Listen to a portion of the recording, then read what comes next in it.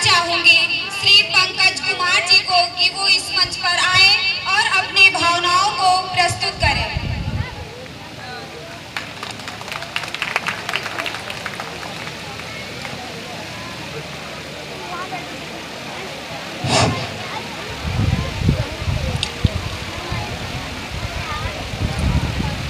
हमारा विद्यालय doctor APJ Abdul Kalam की स्मृति में ही बनाया गया है और आज उन्हीं का जयंती है। उनके इस जयंती के अवसर पर विद्यालय में जो कार्यक्रम रखा गया है उसके लिए विद्यालय प्रबंधक का हम धन्यवाद करते हैं और इस कार्यक्रम की अध्यक्षता कर रहे प्रधानाचार्य डॉक्टर सैफुद्दीन मलिक का भी आभार व्यक्त करता हूं कि उन्होंने ये प्रोग्राम बच्चों को समर्पित किया है। उसके बाद इस मंच का संचालन कर रहे कक्षा 11 की छात्रा रूपाली और सिराज अहमद का भी मैं धन्यवाद करता हूं कि जिन्होंने हमें मंच पर बुलाया और अध्यापकों को अपने बुलाएंगे उनका भी धन्यवाद। इसके अलावा हमारे विद्यालय के अध्यापक गण जो बच्चों को अच्छी शिक्षा दे रहे हैं उनका भी धन्यवाद है और जो छोटे छोटे बच्चे किड्स एकेडमी से आए हैं और साथ में हमारे क्लास के हमारे विद्यालय के जो भी छात्र छात्राएं इस प्रांगण में उपस्थित हैं उन्हें आज जो प्रेरणा दी जाएगी वह आसमानीय रहेगी। आज कोई ऐसा वैसे व्यक्ति का जन्मदिन नहीं है, आज एक महान पुरुष का जन्मदिन है जिसने हमें स्वाभिमान से जीने के लिए दुनिया में हमारा सम्मान बढ़ाया है। आज उसी महान व्यक्ति के बारे में हम दो लाइन कहना चाहेंगे कि नदियां कभी आगे बढ़कर पीछे हुई हैं क्या? नदियां कभी आगे बढ़कर पीछे हुई हैं क्या? पहाड़ बढ़कर कभी छोटे हुए हैं क्या? तो हमारा देश आगे बढ़कर के एपीजे अब्दुल कलाम जैसे व्यक्तित्व के रहते हुए पीछे हो सकता है क्या?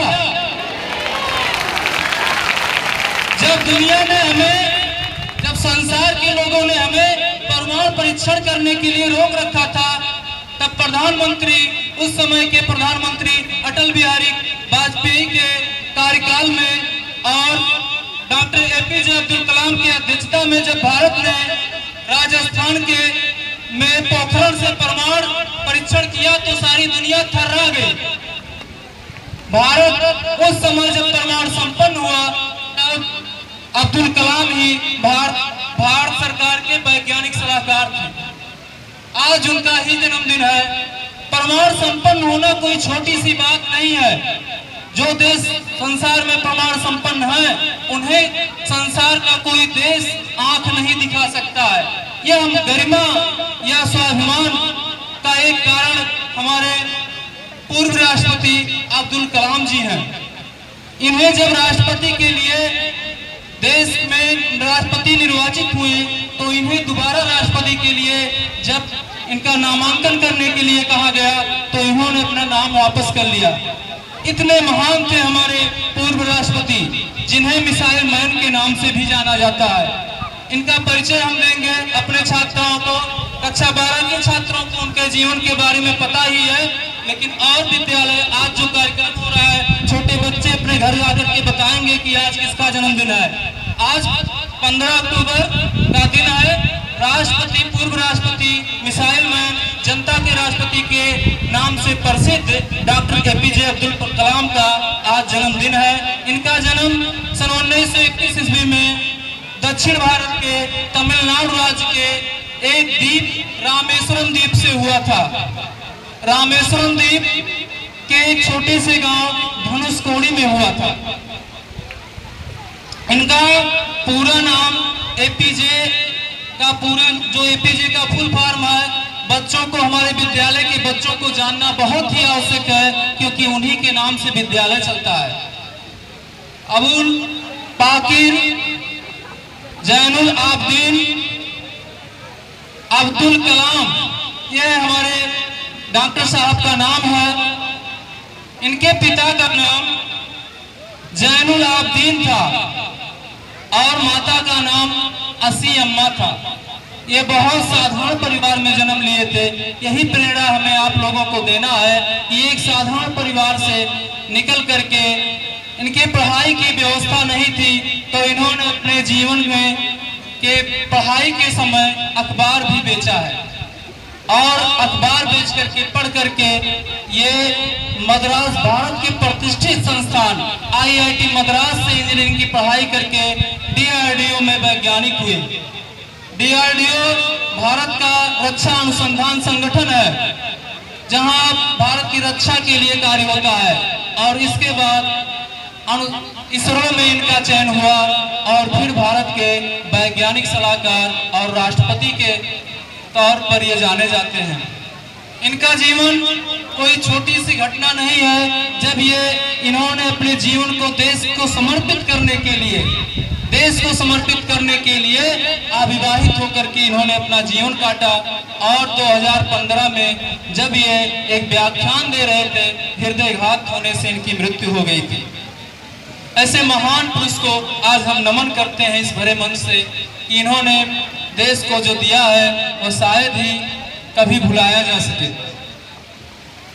इनके सम्मान में हम कुछ बच्चों में उत्साह जगाने के लिए ये अब्दुल कलाम जी के सम्मान में हम कुछ लाइनें पेश कर रहे हैं कि हर क्यारी में पद चिन्ह तुम्हारे देखे हैं, हर क्यारी में पद चिन्ह तुम्हारे देखे हैं, हर डाली में मुस्कान तुम्हारी पाई है।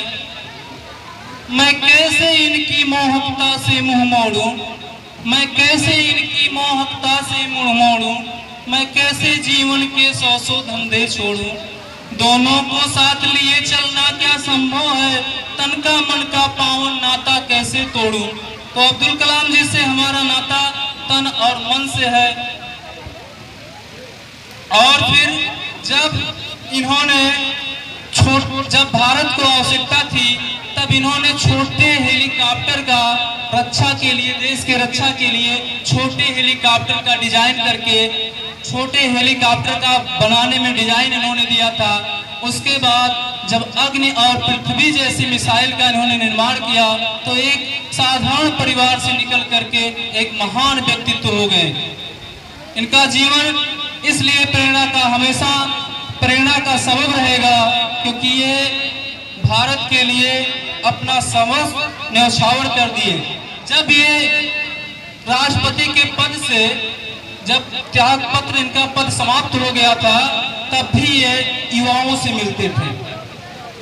युवाओं से कहते हैं मैं क्यों मिलता हूं, युवा को कहते हैं कि देश के भविष्य हैं और इसलिए वो युवाओं से मिलकर के देश को एक महान शक्तिशाली देश बनाने की प्रेरणा देते रहे। इन्होंने अपने मन की बात तेजस्वी मन में किया है। तेजस्वी मन में इन्होंने कहा है कि भारत का जब तक हर एक नागरिक देश के प्रति जिम्मेदार नहीं होगा तब तक वह जिम्मेदार नागरिक कैसे होगा। इसलिए इन्होंने अपने जीवन में वो हर अंश का, जीवन के एक अंश का इन्होंने महत्व देश को के लिए समर्पित किया था। आज ऐसे महान पुरुष के बारे में कहते हुए और बताते हुए सबको प्रसन्नता हो रही है। कभी मैं इस बच्चों को के लिए डॉक्टर APJ अब्दुल कलाम की तरफ से अपने विद्यालय के बच्चों को उत्साहित करने के लिए, उनके लिए मैं एक लाइन पेश कर रहा हूं कि कहते हैं अपने देश के छात्राओं को कि कभी महक की तरह गुलों से उड़ते हैं, कभी महक की तरह गुलों से उड़ते हैं, कभी बादलों की तरह पर्वतों से उड़ते हैं। कभी महक की तरह गुलों से उड़ते हैं, कभी बादलों की तरह पर्वतों से उड़ते हैं। ये कैंचियां हमको उड़ने से क्या रोकेंगी, हम परों से नहीं हौसलों से उड़ते हैं।